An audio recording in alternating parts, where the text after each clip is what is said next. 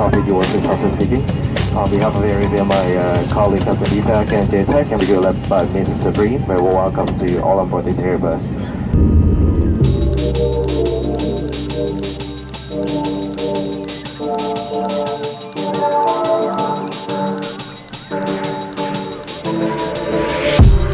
മനുഷ്യവംശം ഇന്നോളം ദർശിച്ചിട്ടുള്ള ഏറ്റവും വലിയ മഹാമാരികളിലൊന്നിന്റെ പിടിയിലാണ് ലോകം.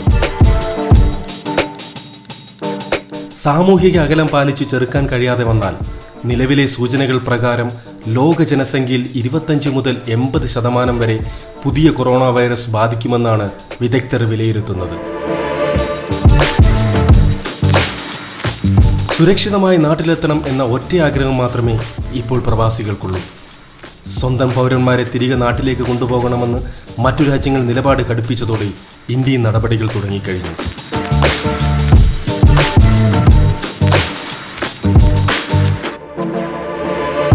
പ്രവാസികളെ അലട്ടുന്ന മറ്റൊരു പ്രധാനപ്പെട്ട കാര്യം കൊറോണ വ്യാപനം വിട്ടുമാറാതെ നിൽക്കുന്ന ഈ സമയത്ത് വിമാനയാത്ര സുരക്ഷിതമാണോ എന്ന ആശങ്കയാണ്. ഈ കൊറോണ കാലത്ത് ഞങ്ങളെപ്പോലുള്ള സാധാരണ പ്രവാസികൾ അനുഭവിക്കുന്ന ഒരു വലിയ ആശങ്ക എന്ന് പറയുന്നത് നാട്ടിലേക്കുള്ള യാത്ര തന്നെയാണ്. ഇപ്പൊ മിക്ക രാജ്യങ്ങളും കർശനമായ നിർദ്ദേശമായിട്ട് വന്നിരിക്കുന്നു, എല്ലാ പ്രവാസികളും സ്വദേശത്തേക്ക് മടങ്ങണമെന്നുള്ളത്. അപ്പം ഈ എയർപോർട്ടിലും ഫ്ലൈറ്റിലും ഉള്ള ആ യാത്രാ സമയത്താണ് കൂടുതൽ ആൾക്കാർക്കും വൈറസ് ബാധിച്ചിരിക്കുന്നതെന്നാണ് നമുക്കറിയാൻ കഴിഞ്ഞത്. ഇത്രത്തോളം സത്യം ഉണ്ടെന്ന് അറിയില്ല അതിനകത്ത്.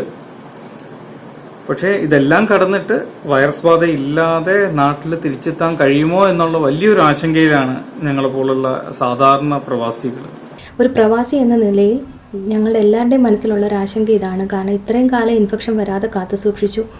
ഇനിയിപ്പം നാട്ടിലേക്ക് തിരിച്ചു പോകണമെങ്കിൽ തന്നെ എയർപോർട്ട് വഴിയും ഫ്ലൈറ്റ് ത്രൂ ആണ് പോകേണ്ടത്. എന്തായി തീരുമെന്ന് അറിയത്തില്ല. ഇനിയിപ്പോൾ നാട്ടിലേക്ക് പോകേണ്ട ഒരവസ്ഥ വന്നാൽ എങ്ങനെ ഫ്ലൈറ്റ് മാർഗം പോകും? അതിൽ ഇൻഫെക്ഷൻ ഉള്ളവരുണ്ടാവാം, ഇല്ലാത്തവരുണ്ടാവാം. ഇൻഫെക്ഷൻ ഉള്ളവരിൽ നിന്ന് ഇല്ലാത്തവരിലേക്ക് പകരാനുള്ള ഒരു വലിയൊരു സാധ്യത അതിൽ കാണുന്നുണ്ട്. ഇംഗ്ലണ്ടിൽ നിന്നും നാട്ടിലോട്ട് പോകുമ്പോൾ ഞങ്ങൾ 3 എയർപോർട്ടുകൾ യൂസ് ചെയ്താണ് പോകുന്നത്. അപ്പൊ നിലവിൽ 2 മീറ്റർ അകലം പാലിക്കുന്ന നിയമം 18 മാസം വരെ നീണ്ടുപോകും എന്നാണ് ഗവൺമെന്റിന്റെ ഭാഗത്തു നിന്ന് അറിയാൻ സാധിച്ചത്. പ്രവാസികളെ അലട്ടുന്ന ഈ കടുത്ത ആശങ്കയെ മുന്നിൽ കണ്ടാണ് എയർക്രാഫ്റ്റ് വിദഗ്ധരുടെയും വെബ്സൈറ്റുകളുടെയും സഹായത്തോടെ ഇങ്ങനെ ഒരു വീഡിയോ തയ്യാറാക്കുന്നത്.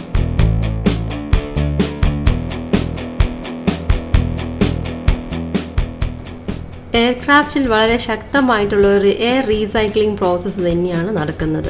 നമുക്ക് അത് കമ്പയർ ചെയ്യാമെന്ന് വെച്ച് കഴിഞ്ഞാൽ ഒരു ഹോസ്പിറ്റൽ സിറ്റുവേഷനിൽ നമുക്കറിയാം ഒത്തിരിയും ജേംസും എൻവയോൺമെൻറ്റ് പൊല്യൂഷനുമായിട്ടുള്ള ഒരു ഏരിയയിൽ വളരെയധികം കോംപ്ലക്സ് ആയിട്ടുള്ള ഫിൽറ്റേഴ്സ് ആയിരിക്കും. അതുപോലെ ഒത്തിരി നല്ലൊരു പ്യുവർ എയർ സപ്ലൈ ചെയ്യുന്നത് വളരെയധികം ഇമ്പോർട്ടൻ്റ് ആയിട്ടുള്ളൊരു സംഭവമാണ്. അപ്പോൾ അതുപോലെ തന്നെ the same quality of air തന്നെയാണ് എയർക്രാഫ്റ്റിലും അവർ മെയിൻറ്റെയിൻ ചെയ്യുന്നത്. അങ്ങനെ മെയിൻറ്റെയിൻ ചെയ്യുന്ന എയറിൻ്റെ ക്വാളിറ്റിയുടെ പ്യൂരിറ്റി റേറ്റ് എന്ന് പറയുന്നത് ദാറ്റ് മീൻസ് 99.9% എയർ പ്യുവറാണ്. സോ ഇതുകൊണ്ട് തന്നെ നമുക്ക് ഈ എയർ ഇൻഹേൽ ചെയ്യുക അല്ലെങ്കിൽ ഈ എയർ റെസ്പയർ ചെയ്യുക അല്ലെങ്കിൽ ബ്രീത് ചെയ്യുന്നതിന് ഒരു പ്രശ്നവും ഇല്ല.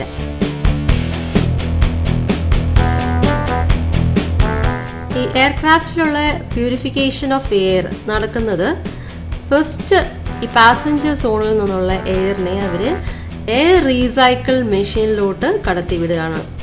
ഈ എയർ റീസൈക്കിൾ മെഷീൻ്റെ മെയിൻ ഫങ്ഷൻ എന്ന് പറഞ്ഞു കഴിഞ്ഞാൽ വളരെ ഹൈ എഫിഷ്യൻസി പാർട്ടിക്കിൾസ്, അതായത് 0.3 മൈക്രോൺസ് വരെ വലിപ്പമുള്ള പാർട്ടിക്കിൾസിനെ ഇതെന്ത് ചെയ്യുന്നു, ഒബ്സർവ് ചെയ്ത് അതിനെ ഫിൽറ്റർ ചെയ്യുന്നു. അങ്ങനെ ഫിൽറ്റർ ചെയ്ത് കഴിയുമ്പോഴത്തേക്കിൽ ആവശ്യമില്ലാത്ത പ്രോഡക്ട്സ്, അതായത് സംടൈംസ് ഈവൻ ദ ഡ്രോപ്ലെറ്റ്സ്, നമ്മൾ നേരത്തെ പറഞ്ഞ കണക്ക് കൊറോണ പോലത്തെ ഒരു വൈറസ് ഹോൾഡ് ചെയ്യുന്ന ഈ ഡ്രോപ്ലെറ്റ്സിനെ വരെ അത് മാറ്റിയിട്ട് വളരെ നല്ല ക്വാളിറ്റി എയർ ആണ് പ്രൊവൈഡ് ചെയ്യുന്നത്. പുതിയ കൊറോണ വൈറസായ SARS-CoV-2 ഏത് ജീവിയിൽ നിന്ന് മനുഷ്യരിലേക്ക് എത്തിയെന്ന് വ്യക്തമല്ല. വൈറസിന്റെ ജനിതക ഘടനയ്ക്ക് വവ്വാലുകളിൽ കാണപ്പെടുന്ന കൊറോണ വൈറസുകളുമായാണ് ഏറെ സാമ്യം. അതിനാൽ നിപ വൈറസ് പോലെ വവ്വാലുകളിൽ നിന്നാവാം പുതിയ വൈറസ് എത്തിയതെന്ന് കരുതുന്നു. മനുഷ്യരിൽ പടരാൻ മികച്ച ശേഷിയുള്ളതാണ് പുതിയ കൊറോണ വൈറസ്.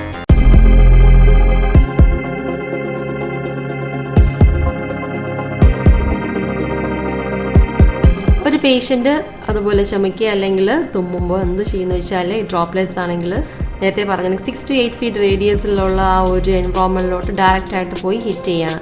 ഡയറക്റ്റ് ഹിറ്റ് ചെയ്യാന്ന് പറയുമ്പോഴത്തേക്ക് ഏകദേശം ഒരു 2 സീറ്റ് ഫ്രണ്ടിൽ, 2 സീറ്റ് സൈഡിൽ, 2 സീറ്റ് ബാക്കിൽ, അങ്ങനെ ഒരു 6 to 8 feet റേഡിയസിൽ ഡ്രോപ്ലെറ്റ്സ് ഡയറക്റ്റ്ലി പോയി ഹിറ്റ് ചെയ്യുന്നത് കൊണ്ട് അവിടെ ഇരിക്കുന്ന പാസഞ്ചേഴ്സ് ഈ ഡ്രോപ്ലെറ്റ്സിനെ അപ്പോൾ തന്നെ ഇൻഹെയിൽ ചെയ്യുന്നത് കാരണമാണ് നമുക്ക് കൂടുതലായിട്ട് ഈ അസുഖങ്ങൾ വരാനായിട്ട് ചാൻസ്. അപ്പോൾ ഇങ്ങനെ ഉണ്ടാകുന്ന ഈ ഡയറക്റ്റ് സ്പ്രെഡിന് നമുക്ക് ഒരിക്കലും ഈ എയർ പ്യൂരിഫിക്കേഷൻ വഴി ഒന്നും ചെയ്യാൻ പറ്റില്ല.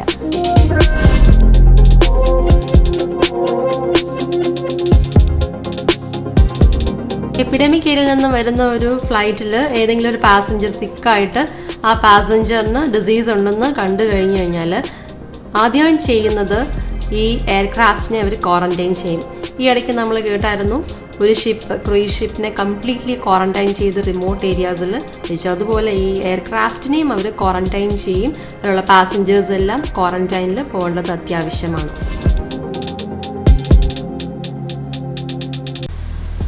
എത്ര തന്നെ നമ്മൾ ശ്രദ്ധിച്ചു കഴിഞ്ഞാലും, എത്ര തന്നെ പ്യുവർ എയർ കിട്ടിക്കഴിഞ്ഞാലും ഡയറക്റ്റ് സ്പ്രെഡ് നമുക്കൊരിക്കലും പ്രിവെൻറ്റ് ചെയ്യാൻ പറ്റത്തില്ല. അതുകൊണ്ട് തന്നെ ഓൾറെഡി പറഞ്ഞ കണക്ക് ഇഫക്റ്റീവായിട്ടുള്ള ഹാൻഡ് ഹൈജീനും അതുപോലെ മാസ്കും യൂസ് ചെയ്ത് കഴിഞ്ഞാൽ നമുക്ക് to the maximum disease prevent ചെയ്യാം, അല്ലെങ്കിൽ ഡിസീസ് ട്രാൻസ്മിഷൻ പ്രിവെൻറ്റ് ചെയ്യാം.